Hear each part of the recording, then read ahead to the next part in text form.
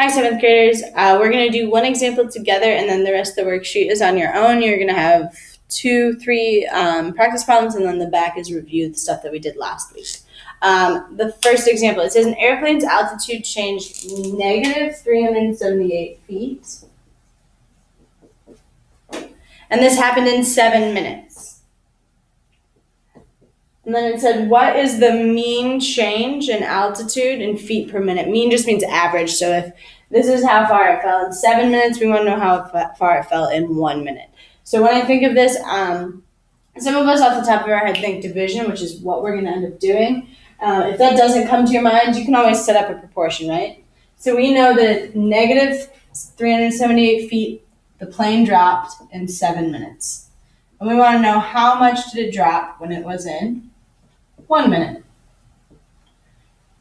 So this is all we have to do. To go from 7 to 1, we would need to divide by 7.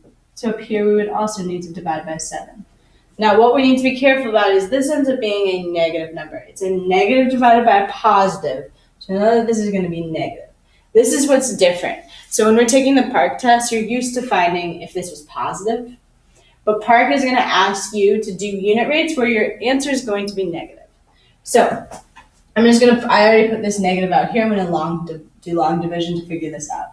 378 divided by 7. 7 goes into 3 no times, but 7 goes into 36. 5 times 7 is 35. I subtract and I get 2. Bring down the 8. 7 goes into 28 4 times, and 4 times 7 is 28. So we know that if it drops negative 378 feet in 7 minutes, it's going to drop negative 54 feet per minute, or in 1 minute. If it's asking you, and it's asking you to bubble it in, so you don't have to put feet per minute, you just have to put your negative sign and 54.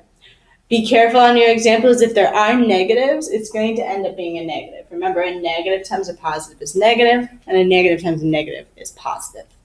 You have the rest of the worksheet and then the backside for review. Good luck.